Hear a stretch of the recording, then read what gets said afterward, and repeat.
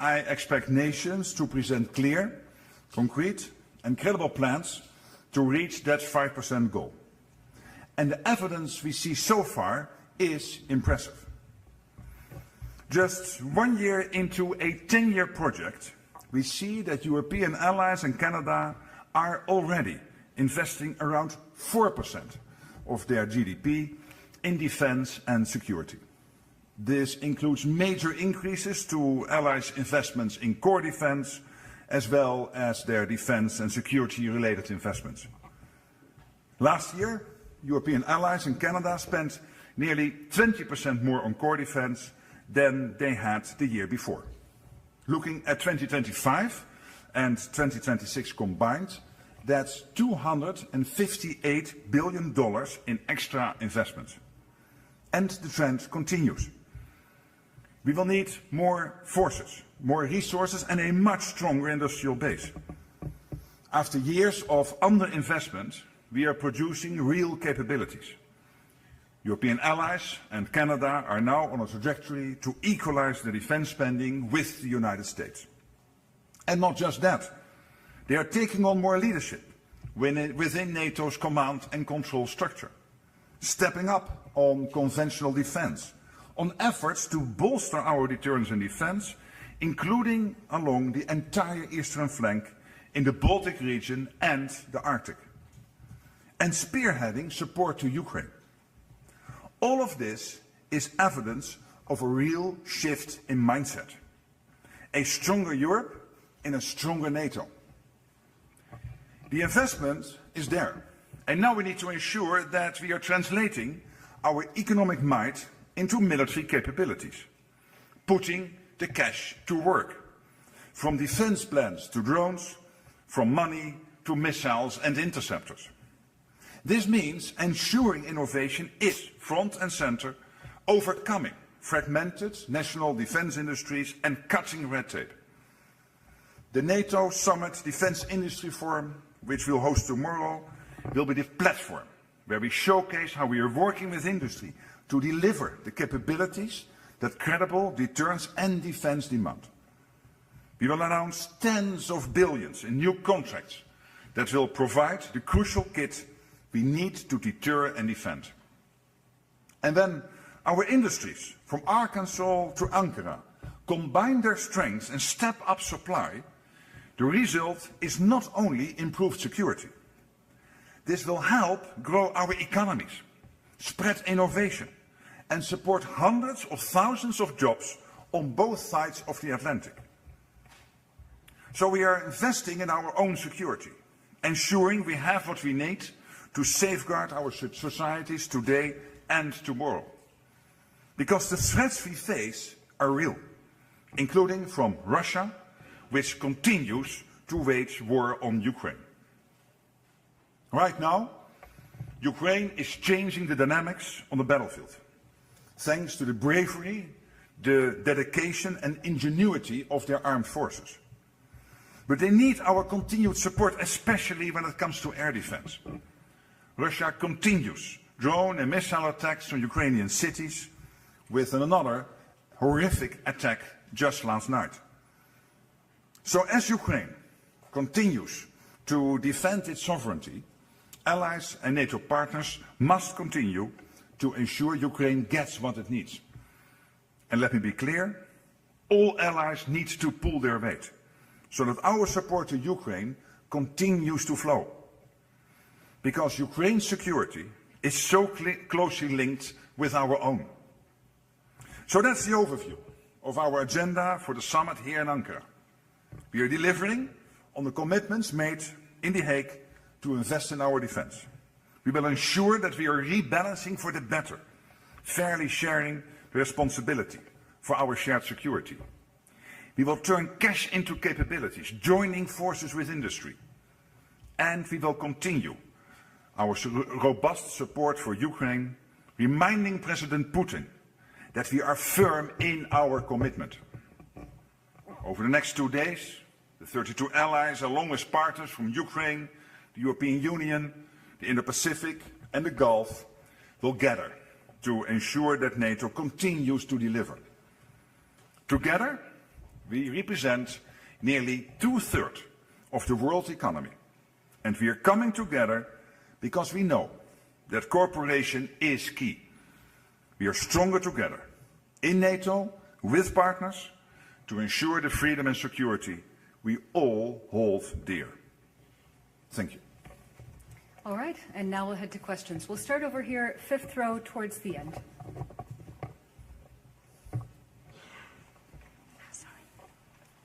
Thank you very much. Secretary General Nick Robertson from CNN. Thank you very much for good afternoon, and thank you for taking the questions.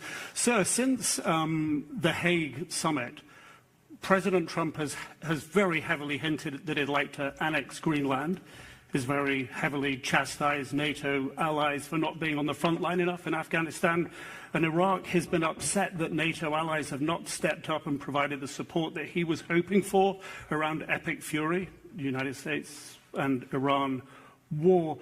What sort of tone is this summit going to have, and how hard is it in the light of that to project this consistent tone of unity and strength, the message that you just say is core? Well, let me say that I had a good visit last week with President Trump, and we discussed the staggering increase in defense spending by Europeans and Canadians. And of course, this is because of Putin and Russia and Ukraine, but also because he, President Trump, has been extremely forceful, encouraging us to do this. And you could argue that he is the first president of the US since Eisenhower who was able to come to this situation where the Europeans and the Canadians will spend the same as the Americans. This equalization was a wish for 50, 60 years, and now it's happening, and I think in large part to his leadership. And we also discussed some of the disappointment he has, for example, when it comes to the Strait of Hormuz or Iran more generally, and we also discussed almost 5,000 sorties of planes taking off from European bases in support of epic fury. And only last Friday we have seen the French and the Brits coming together with the Omani to make sure that collectively they will defend the principle of the freedom of navigation in the Strait of Hormuz, which is an extremely important development only in the last 72 hours.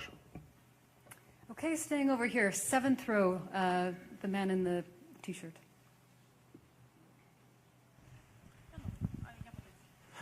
Mr. Secretary General. Where are you? I need to see you. Over here. Yes, hi. Yeah.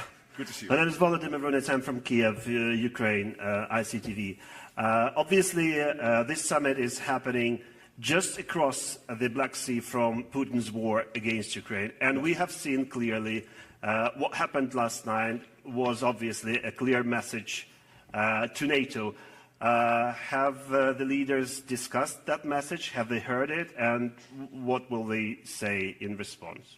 Well, I think what the message last night again was of how desperate Putin is. Because you guys, the Ukrainians, are doing well on the battlefield. When you look, and of course this is terrible news for all the Russian families involved. Putin is willing to accept that up to 35,000 of his own, primarily men, in uniform are getting killed on the battlefield, which is terrible news for the families. But of course, from a military point of perspective, important for Ukraine. You are successful there. You are hitting the Russian economy. You are hitting deep into Russia when it comes to energy infrastructure, when it comes to crucial defense industrial capacity of Russia. And you are able on the front line to prevent the Russians from making big advances like a couple of months ago, where at least they made some progress on the front line. They are not doing that anymore. It is now more or less of a stalemate. So what happened last night is an indiscriminate attack on innocent civilians, on infrastructure, cities in Ukraine, people getting killed. But this is not the way Russia can ever win this war. Of course, it is terrible for the people involved, and my thoughts and prayers are with them and the people in Kiev and other cities who have to go through this. But the fact is that you guys are doing so much better over the last couple of months than only 3 or 4 months ago. Okay, let's come to this side of the room. The fifth row, woman in the brown T-shirt.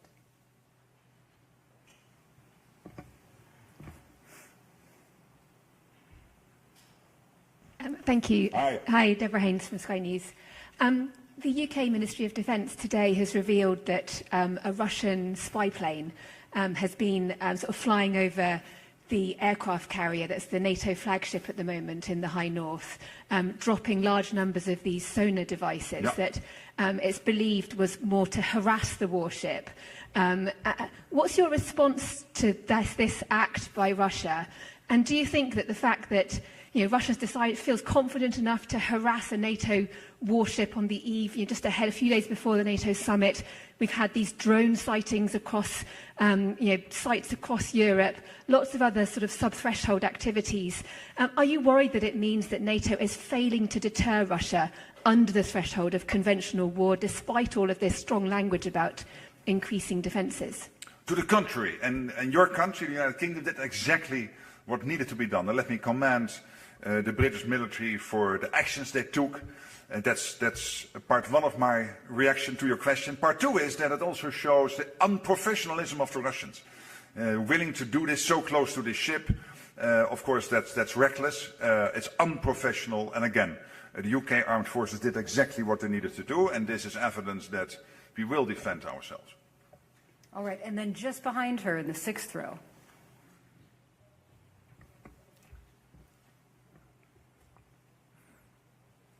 Thank you. Secretary General Latika Burke from the Nightly Australian. Nice to see you again. Good to see you again. Overnight, China has confirmed that it has tested a missile in the South Pacific. The IP4 plan to raise this here at NATO. How will you discuss this? And given the seriousness of this, is it a concern to you that for the second year in a row you are struggling to get IP4 leaders attend this summit? On the second part of your question, no, because we have a very close cooperation with the IP4, including with Anthony, your Prime Minister, and the Prime Ministers and Presidents of New Zealand, the Republic of Korea and Japan. I was just texting this afternoon with the Japanese Defense Minister about this latest development, and I think it is evidence of the fact that we cannot be naive about China. You know this. And this is why we have this close cooperation. Because these theaters are getting more and more intertwined, connected. What happens in the Indo-Pacific is relevant to what is happening in the transatlantic. And we see it also in the war with Ukraine, where China, North Korea and Iran are key enablers of Russia's unprovoked war of aggression against Ukraine. So this again is evidence that we cannot be naive, and I can assure you that we are on it. Okay, coming over here, fourth row, AP.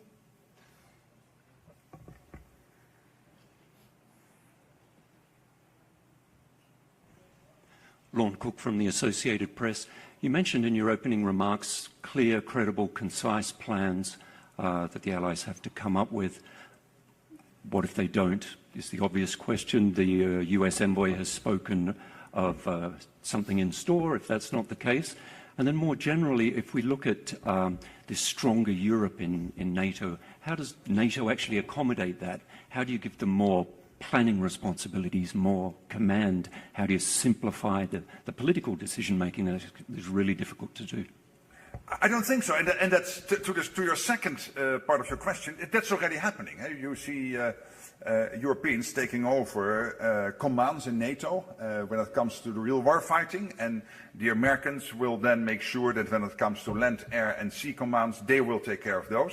So there is already a clear distinction of labor where the Europeans are stepping up. We see the same when it comes to Ukraine. The US still providing crucial kit into Ukraine, defense industrial output like interceptors were paid for by the Europeans and Canada. And we see it on so many other fronts. When you look at the mass of people in the forward land forces, when it comes to Baltic sentry, Eastern sentry, Arctic sentry, it is the Europeans and the Canadians providing the mass of the men and women in uniform there. So that's Europe and Canada stepping up. So that's already happening, and the present structures accommodate for that. And when it comes to your first part of your question, the good news is with the 250 billion extra spent in 25 and 26, can you imagine? $215 billion by the Canadians and the Europeans. That means that we have reached the max in terms of absorption capacity. Why?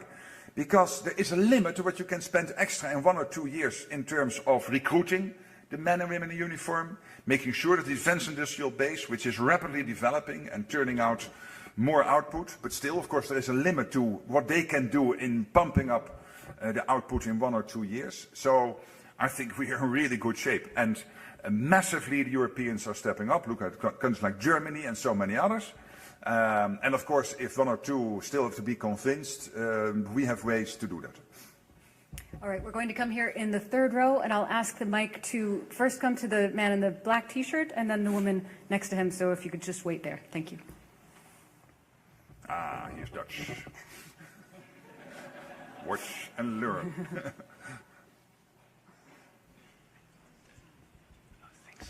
Yeah, I don't think I have to introduce myself, but I will do it anyway. Dutch agency ANP, thanks, sir. A question, you extensively praised the host nation, but we've seen in the past few days, weeks, a crackdown again on dissidents, on even journalists, a comedian. Is Ankara still the best place to have a summit of liberal democracies? And do you think it's a good occasion for leaders to address these issues with President Erdogan? Let me say this. When it comes to democracy, democracy is more than elections. Elections, of course, are crucial in democracy, but democracy is also the free media, you in this room. That you can ask all the questions you want and write the pieces you want and do your research, etc. And of course, democracy is also for people to be able to organize demonstrations if they so choose. So it's much more than only free elections.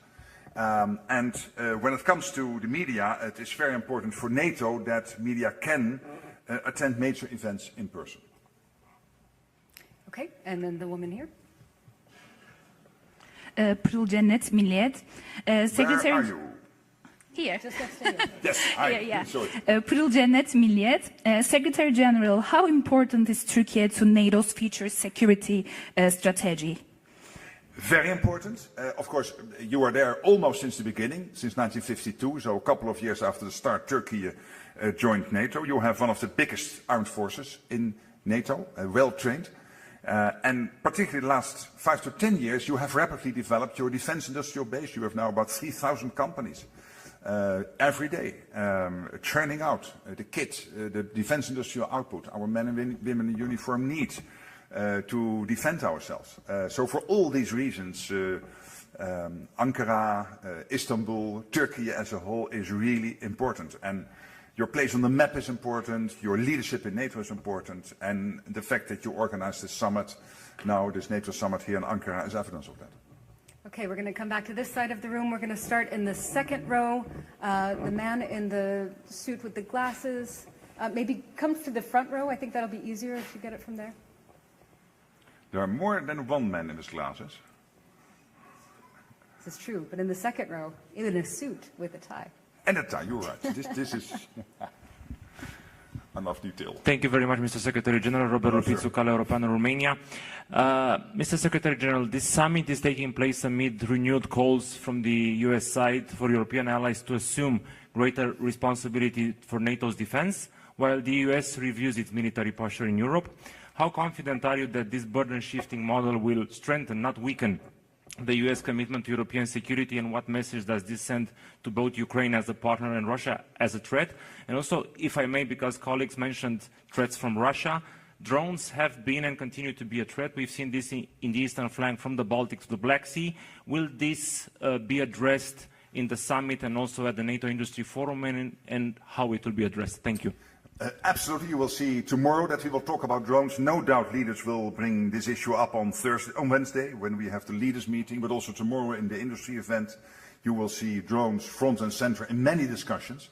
It's crucial. When it comes to your first part of your question, let me first of all say the changes to the NATO force model, and again, this is a planning tool. So it means that nations declare what they will provide to the collective if SACEUR, the Supreme Allied Commander, needs it.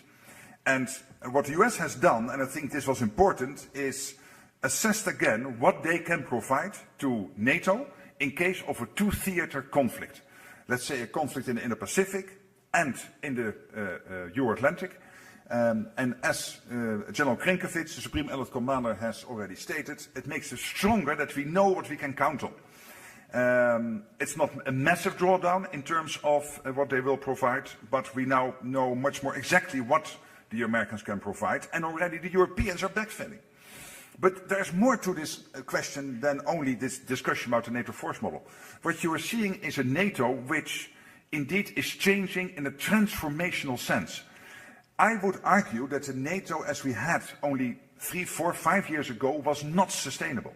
It is not sustainable that we ask a country with 350 million people living 8 hours flying from here to defend against the Russians, with 600 million people living in this part of NATO territory, the richest part of the world, being so overly dependent on the United States. So rebalancing that, the United States still providing the nuclear umbrella, the United States still providing a crucial conventional support to NATO as a whole, and therefore to the transatlantic security, and therefore, of course, also to their own security. For example, preventing nuclear submarines from Russia ending up on US shores. But generally speaking, rebalancing that is crucial, and therefore a stronger European role, Canada also stepping up, is important, because otherwise the alliance, to be honest, would long-term probably not have been sustainable. We are now creating an alliance which is sustainable, where the US knows it is a fair deal. We are spending the same as they are, taking more responsibility for the conventional defense of Europe, stronger NATO. Yes. All right, we're going to take 2 more on this side and then come back to this side. So here in the 3rd row towards the center. We know him. Secretary General, nice to see you. Steve Sedgwick from CNBC. Sir, I admire your optimism, which has followed through since the groundbreaking achievements in The Hague. But if we were in such a good place, why would Pete Hegseth be accusing allies of freeloading, of free-riding, having a review which is holding the sword of Damocles over you and NATO about which parties will pass, which will fail? You talked about the European money which is being spent, and yet he's dividing nations, saying you get support, you won't get support if you don't spend enough as well. The US is splitting NATO, isn't it, rather than bringing it together? It is not. It is, I think, bringing NATO closer together, and having a review regularly, I think, is only wise. And the way it will be organized, with the Supreme Allied Commander being center stage in the review, the fact that the Americans have declared very clearly that they will do this in close coordination with all allies, I think is absolutely important. And as we have seen previously with the NATO force model, of course, these adjustments are different from the review. These are different tracks and different processes.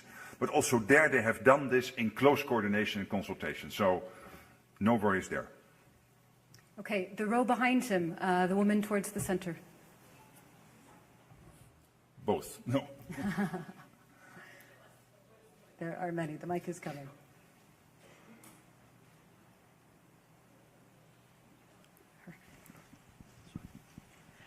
Thank you, Secretary General. Charlie Hancock, Moscow Times, independent Russian media in exile in the Netherlands. Hi. Hi. Lithuania and Finland just lifted their prohibitions on hosting nuclear weapons on their territories. Does that make us safer? And what can you tell us about the future for nuclear weapons within NATO?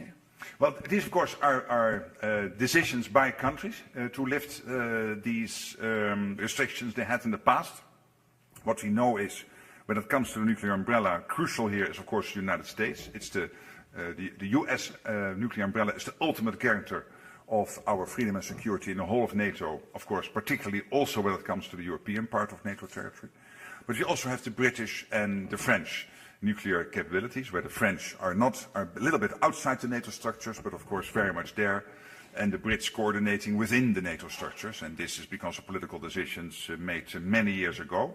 But as you know, the French have recently announced how they want to make sure that their nuclear deterrence will have even a bigger impact when it comes on the overall deterrence of the alliance, in close coordination and consultation with the Americans. So I think when it comes to the nuclear, we are really in a good place. And you saw this in a nuclear planning group meeting we had with the defense ministers now 4 weeks ago, which was very successful and led to clear outcomes. So individual decisions by Finland and Lithuania, generally speaking, we are in a good place. Coming over to this side, we're going to the 7th row. I see Bloomberg about 6 or 7 seats in.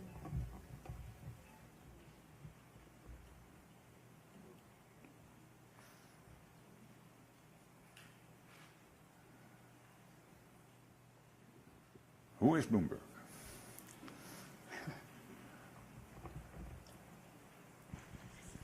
Thank you, Secretary General. Andrea Policiano from Bloomberg. Hi. You mentioned the attacks on Ukraine yesterday night. What they have shown is that there's a very severe lack of interceptors. Does it mean that the Pearl program is not delivering? What can we expect from the summit? Can we expect Ukraine to go home with promises for more interceptors, deliveries, maybe some licensing agreements? Thank you.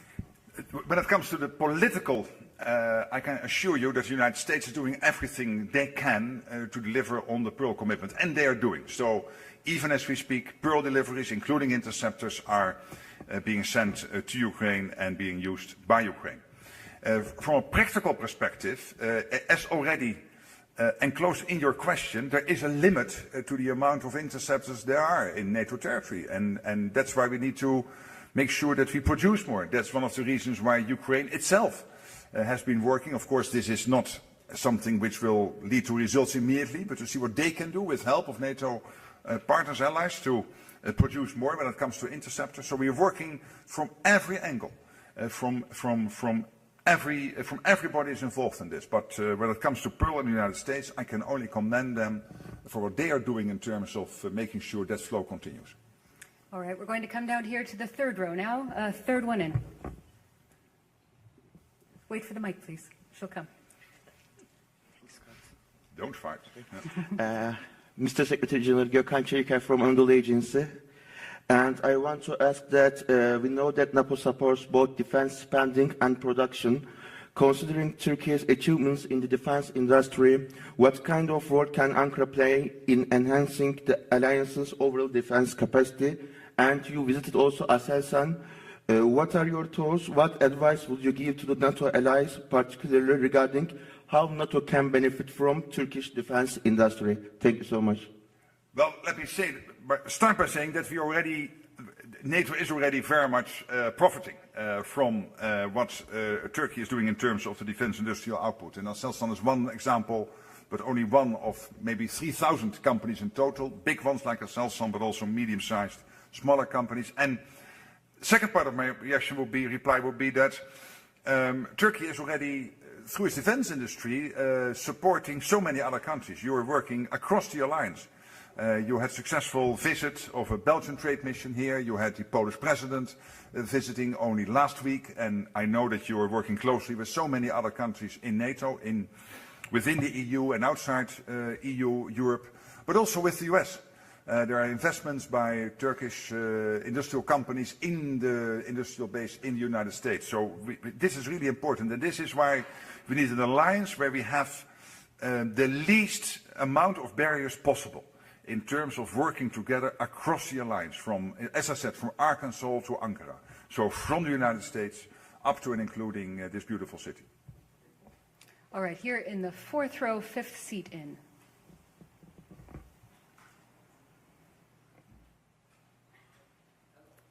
Hello.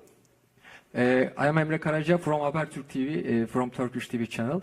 Maybe you mentioned that all part of my question, but I'd like to underline specifically actually.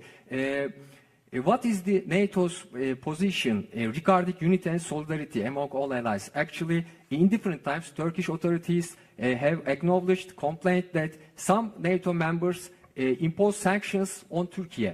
And do you agree that hidden sanctions have been implemented by some NATO members to other NATO members, actually, specifically, of course, Turkey?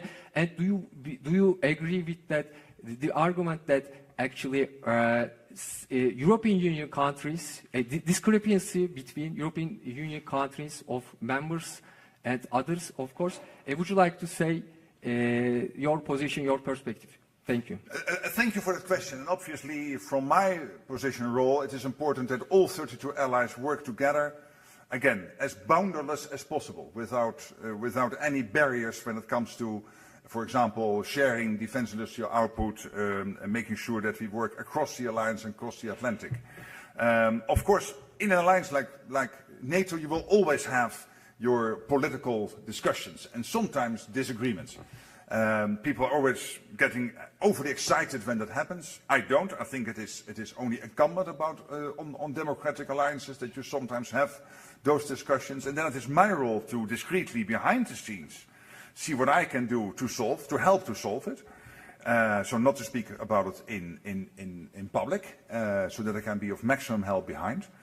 Some of these issues are there for many years, sometimes decennia, tens of years already. That's also unavoidable in a big alliance like NATO. But I can assure you, when you ask me what I think, I really believe that when it comes to EU, non-EU European countries, Canada, the United States, let's make sure that we work together to the max. Because in the end, we have only one goal, which is to protect the whole of NATO territory against Russia, against terrorism, against any other threat we face. And that means that, internally we can have these discussions again, no problem, but then solve them and come together. All right, we're coming back to this side of the room now. Let's start in the second row. The woman in white and then the man next to her. Hello, I'm from the Insider Media. My name is Anastasia Mikhailova, and I want to ask you about peace negotiation. How we all know, the Putin stay on his conduction and never change how he wants to peace will be. But my question is, what could make change his mind? And what do you think about news from today about when he told to Ukraine not attack, only defend yourself? How it's all could be? Thank you. Yeah, but it comes a very good question. When it comes to the peace process, obviously you need two to tango. Volodymyr Zelensky, the president of Ukraine, is willing to sit down with Putin in whatever format to solve this terrible war. Obviously, so far, Putin has declined to sit down. And I really want, again, to thank the Americans for breaking the deadlock with Putin, particularly the American presidents from almost day one when he got into office, opening up channels to Putin. I think that's extremely important because he was the only one who could do that, and particularly at that stage of the process. The Ukrainians are doing better and better on the battlefield, but in the end, I cannot predict what needs to happen for Putin to come to the negotiating table. I think nobody in this room can predict. It's difficult to look into this guy's minds and head. But what we are seeing is an economy in difficulty, Ukrainians striking deep inside Russia, vital energy infrastructure and defense industrial infrastructure, and of course, Ukraine doing better and better on the battlefield. And as I said, Putin is willing to sacrifice up to 35,000 of his own men, which is crazy on the battlefield. Can you imagine what an impact that has on all those families? So if you're a young guy living in Russia and you contemplate joining the war effort, well, think again, because probably you will be one of the 35,000 this month, next month, the month after. But hey, I don't know what we need to do more to get Putin to the table. Okay, and the man just next to her. Media outlet Zerkalo from Belarus. 2 weeks ago, President Zelensky said that Belarus is building and upgrading its military infrastructure, which Russia could use again to attack Ukraine from the north. Ukraine demanded that Belarus turn off the signal repeaters near the border that helps Russian drones attack the Ukrainian cities. Zelensky said that Belarus did it, but there are reports that Ukraine might have destroyed them with drone strikes. Does NATO have any information on whether Ukraine attacked Belarus to disable these repeaters? And does NATO share Ukraine's concern about the military build-up in Belarus? Well, obviously, I cannot tell you everything we yes or not know, but because some of that is, of course, classified. But let me say that let's not be naive about the role Belarus is playing. I mean, they're under huge influence from Russia, from Moscow. So I think what happens in Minsk is very much inspired, to use that word, by Putin. And that's, I think, clearly coming from the statements of Zelensky. All right, we're just about out of time. We'll try and take a couple more questions. Let's come here in the second row.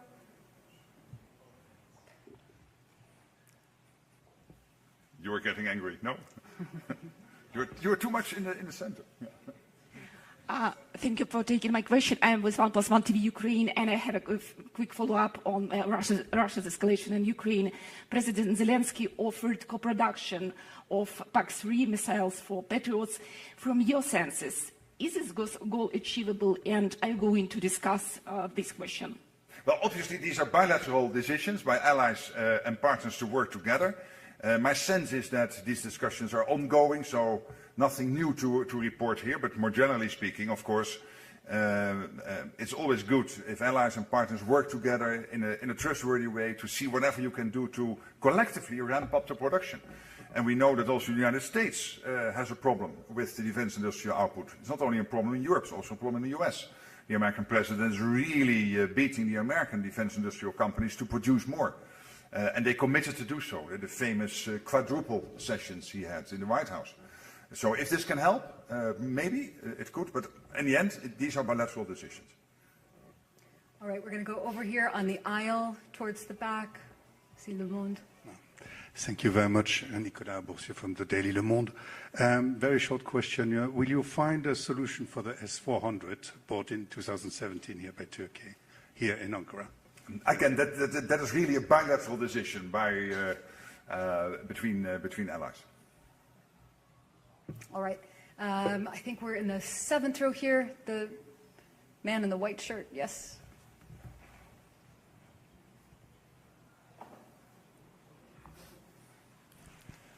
Thank you, Alison, and it's Joe Barnes from the Daily Telegraph. Hello. You spoke about, and I can't remember your exact words, about ensuring that NATO allies can meet their spending goals and targets. Matthew Whitaker, the US ambassador to NATO, has been speaking about giving allies benefits for hitting the targets. Given how much you enjoy your trips to the Oval Office, do you believe it is in the right spirit that President Trump restricts those who don't hit NATO's defence spending goals to similar meetings? But more crucially, do you think the US should be restricting and maybe not prioritising countries for procurement of American weapon systems if they are not hitting that 5% goal? Thank you. Hey, listen, in the end, it's up to every ally, including the United States, to decide how they build that relationship with the other 31. And so let me answer your question more generally. I think the US, and I use the word encouraging, and probably that is a bit of a weak word, strongly encouraging allies, indeed, to move to the 5%, to make sure that defense industrial output is ramping up, I think is only good. And then when it comes to the specific measures, in the end, that's up to each ally to decide how they will develop their bilateral relations with other allies. But generally speaking, it helps a lot that the American president is on this. As I said, it was because of Russia, it was because of Ukraine. But when you look at last year, countries like Spain and Italy and Belgium and Canada, so bigger economies, all reaching the 2%. Of course it was because of Russia and Ukraine. But maybe there was also, to a small part, the Trump factor. And I commend him for it, because he's the first one since Eisenhower who is delivering on this and making sure that where the US has always been committed to NATO, that this expectation the US had since Eisenhower, that we spend the same as they do, as the US is doing, we are getting there now. All right. Thank you all so much. That's all we have time for this afternoon, but we will see you again, and we look forward to it. Enjoy your time here. Thanks so much. Next time you sit on the side. Hey. Take care.